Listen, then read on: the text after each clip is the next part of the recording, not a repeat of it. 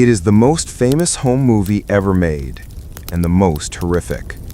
26 seconds of silent 8mm Kodachrome color film, 486 frames that captured the precise moment an American dream died under a brilliant Texas sun. It was shot by a dressmaker named Abraham Zapruder, a man who left his office that morning simply hoping to catch a glimpse of his president. He returned just hours later as the accidental archivist of a national nightmare, the sole custodian of a flickering, silent truth that was so terrible it would haunt him and the nation forever. This is the story of that day, not just of the assassination of a president, but of the images that burned it into the world's memory, and the men who scrambled in the chaos to capture and report on the death of an age. The end of Camelot's morning. November 22, 1963 dawned bright, clear, and full of promise in Texas. For President John F. Kennedy, the trip was a crucial political fence-mending tour through a state he had barely won in 1960. The day before, in Houston and San Antonio, the crowds had been enormous, vibrant, and adoring. Now, on the final day, after a breakfast speech in Fort Worth, the final leg was a short flight and a motorcade through the heart of Dallas, a city known for its conservative, sometimes hostile political climate. In a hotel suite in Fort Worth, the president was charming and relaxed. His wife, Jacqueline Kennedy, was a vision in a pink Chanel-style wool suit, a choice she'd made because the president had told her, "There are going to be all these rich Republican women at that lunch wearing mink coats and diamond bracelets, and you've got to be as simple as you can." That pink suit would, in a few hours, become the most infamous garment in American history. The mood was buoyant. The rain that had threatened the morning had vanished, and the sun was beaming. The bubble top on the presidential limousine, a 1961 Lincoln Continental convertible codenamed SS-100X, was ordered to be removed. The president wanted to see him, and he wanted to see them. It was a gesture of openness, of the confident, youthful vigor that had defined his presidency, an era dubbed Camelot. Miles away, in the bustling offices of the Dallas Times-Herald, a universe of reporters, photographers, and editors prepared for what they expected to be a routine, if high-profile, presidential visit. In the press pool car, positioned several vehicles behind the president, sat Merriman Smitty of United Press International, UPI. Smitty was a veteran, a bulldog of a reporter who had covered the White House for years. He was competitive, sharp, and currently annoyed. He had drawn the best seat in the car, right next to the new radio telephone, the only direct line to the outside world from the moving motorcade. His rivals from the Associated Press, AP, and other outlets were crammed in with him, all of them sweating under the Texas sun, waiting for the procession to begin. And in his office at Jennifer Jr.'s Inc., a dressmaking company on the edge of Dealey Plaza, Abraham Zapruder was having second thoughts. His employees had urged him to go see the president pass by. "Mr. Z, you have your camera. You should go film it." He was hesitant. The crowds would be thick, but the thought of capturing the president and the beautiful First Lady on film was tempting. He went home, grabbed his top-of-the-line Bell & Howe 414 PD Zoomatic movie camera, and walked back towards the plaza. He found a perfect elevated vantage point, a 4-foot-high concrete pedestal on a grassy knoll overlooking the exact spot where the limousine would make a sharp 120-degree turn from Houston Street onto Elm Street, slowing the vehicle to a crawl. It was a filmmaker's dream shot. At CBS News headquarters in New York, the midday news cycle was just beginning. It was a slow news day. Walter Cronkite, the network's managing editor and the man who was rapidly becoming the most trusted news anchor in America, was at his desk, likely reviewing copy for his evening broadcast. The network was preparing to cut away to a local Dallas affiliate for feel-good coverage of the motorcade. No one in that newsroom could have conceived that within the hour they would be at the center of the biggest, most chaotic, and most heartbreaking news story of their lives. At 12:29 p.m. Central Standard Time, the presidential motorcade, bathed in sunshine and surrounded by the roar of cheering crowds, turned onto Houston Street. In a sixth-floor window of the Texas School Book Depository, a troubled ex-Marine named Lee Harvey Oswald allegedly watched the procession approach, his mail-order Mannlicher Carcana rifle resting on a stack of boxes. Down below, Abraham Zapruder lifted his camera to his eye. He checked the focus. The presidential limousine, with its smiling, waving occupants, was turning towards him. He wound the camera one last time and pressed the button. The whir of the motor was almost inaudible over the cheers. He was filming.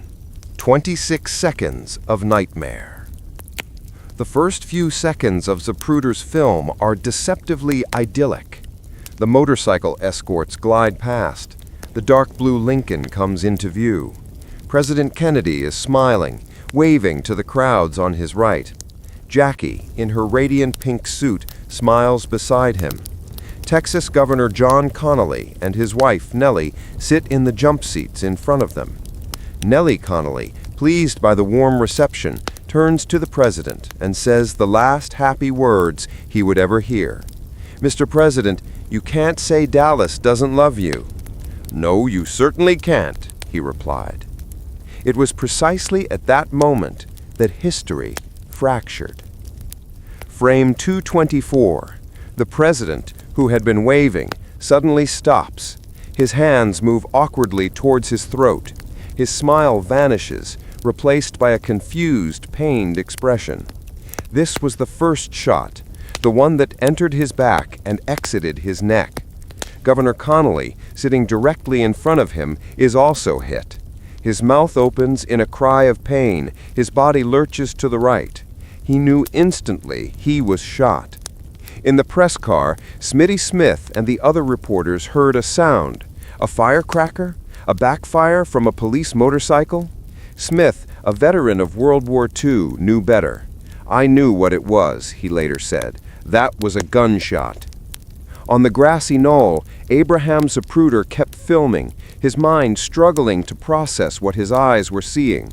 The president was slumping forward, hidden for a moment behind a street sign. The cheers from the crowd were turning to screams of confusion. Then came the second rifle shot that found its mark. It is the single most infamous moment in the history of amateur film. Frame 313. As the limousine emerges from behind the sign, the president's head explodes. The camera captures it in gruesome, unblinking detail. A catastrophic eruption of blood, brain matter, and bone on the right side of his head, creating a visible spray, a pink halo, as Jackie would later describe it. His body is slammed violently backward and to the left into the seat back. It is a moment of such visceral, unbelievable horror that it seems to defy reality. The camera shakes violently as Zapruder, in a moment of pure shock, stumbles back, crying out, "They killed him! They killed him!" Jacqueline Kennedy, acting on pure primal instinct, climbs out of her seat and onto the trunk of the moving car, reaching for a piece of her husband's skull that had been blown onto the back of the limousine.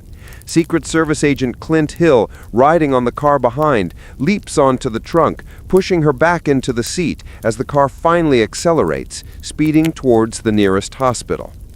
In the press pool car, all hell had broken loose. Smitty Smith knew he was sitting on the scoop of the century. He grabbed the car's only radio telephone. Jack Bell of the AP, sitting next to him, clawed for it too. Smith, a bigger man, shoved him back, shouting into the receiver, his words a frantic staccato burst to his bureau. 3 shots were fired at the motorcade. 3 shots. Get this on the wire. He held on to the phone, dictating everything he saw. The race to the hospital, the chaos, the president's limp body, refusing to relinquish it, effectively blocking his competitors from filing their own stories. It was a brutal, professional act in the midst of a national tragedy. Abraham Zapruder stopped filming. He lowered his camera, his hands shaking uncontrollably, the cheers of the crowd now replaced by a wave of shrieks and sirens. He stumbled back towards his office, his mind a vortex of shock and horror, completely unaware that the 8mm camera in his hand now contained the most important and sought-after piece of evidence in the world. Part 3. The Bulletin and the Unwatchable Film. The first wire bulletin from Smitty's frantic call hit the UPI machine at 12:34 p.m. 3 shots were fired at President Kennedy's motorcade today in downtown Dallas. At newsrooms across the country, the clatter of the teletype machine was like an alarm bell. In the CBS newsroom, an editor ripped the bulletin from the machine and ran to the main news desk. Walter Cronkite was out to lunch. The network broke into its scheduled programming, an episode of the soap opera As the World Turns, with a simple audio bulletin. Cronkite rushed back to the newsroom. It was a scene of controlled chaos. He sat at his desk, put on his horn-rimmed glasses, and went on the air. For the next hour, he became the calm, authoritative anchor for a nation plunging into disbelief. He relayed the sparse, often contradictory reports coming over the wires. The president was gravely wounded. Governor Connolly was wounded. They were at Parkland Memorial Hospital. Meanwhile, in Dallas, Zapruder was in a state of shock. He returned to his office, where his terrified employees locked the doors. He couldn't get the image of the president's head out of his mind. He knew he had to get the film developed. A local Secret Service agent, hearing about a man who had filmed the assassination, found Zapruder and escorted him to the TV station WFAA to try and process the film. But they couldn't process Kodachrome color film. They found a Kodak lab nearby, and a nervous technician began the delicate process of developing the most important film in the world with FBI and Secret Service agents watching his every move. Back in New York, the terrible news was solidifying. At Parkland Hospital, after frantic, hopeless efforts by the doctors, President John F. Kennedy was pronounced dead. The official time was 1 p.m. CST. But the news had to be confirmed through official channels before it could be announced. CBS correspondent Dan Rather, reporting from Parkland, got the confirmation from a priest who had administered the last rites. He sprinted to a phone and called the network. His information was relayed to Cronkite. This was it. At 1:38 p.m. CST, Cronkite, live on air, looked down at the bulletin in his hand. He took a deep, shaky breath, pushed his glasses up his nose, and made the announcement that would stop the world. From Dallas, Texas, The Flash. Official, apparently official, he began, his voice thick with emotion. President Kennedy died at 1 p.m. Central Standard Time. He paused, looked at the clock on the wall, and continued, some 38 minutes ago. He removed his glasses, his eyes welling with tears. He cleared his throat, looked down at his desk, and for a moment, the most trusted man in America was silent, a symbol of a nation's shared unbearable grief. That evening, in the now developed Zapruder Film, the world's horror was given a silent, repeating form. Zapruder, along with law enforcement and a journalist from Life magazine, gathered in the screening room to watch it for the first time. When the fatal shot at frame 313 hit the screen, the room gasped in unison.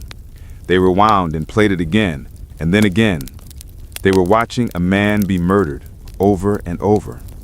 Zapruder was a deeply patriotic man, and he was traumatized. But he also understood the film's immense value, both as evidence and as a historical document. A bidding war ensued. Life magazine bought the rights to the film for $150,000, a staggering sum. But Zapruder made a crucial stipulation, born of decency. Frame 313, the moment of impact, was to be withheld from the public print version. He felt it was too gruesome, too private a moment of death for the world to see. Life agreed, and for years the American public would only see still frames from the film, but not the most critical and horrifying one. Part 4. The Capture and the Lingering Shadow. While the nation mourned, a frantic manhunt was underway in Dallas. 45 minutes after the assassination, a Dallas police officer named J.D. Tippit was shot and killed in the Oak Cliff neighborhood. The description of the suspect matched that of the man seen in the book depository window. The killer was cornered in the nearby Texas Theater. As police swarmed in, Lee Harvey Oswald was captured after a brief, violent struggle. "Well, it's all over now," he reportedly said, a smirk on his face. But it wasn't over. The nation had a suspect, but it wanted a trial, answers, a reckoning. It would get none. 2 days later, on Sunday, November 24, as the nation sat glued to their television sets, Lee Harvey Oswald was being transferred from the city jail to the county jail.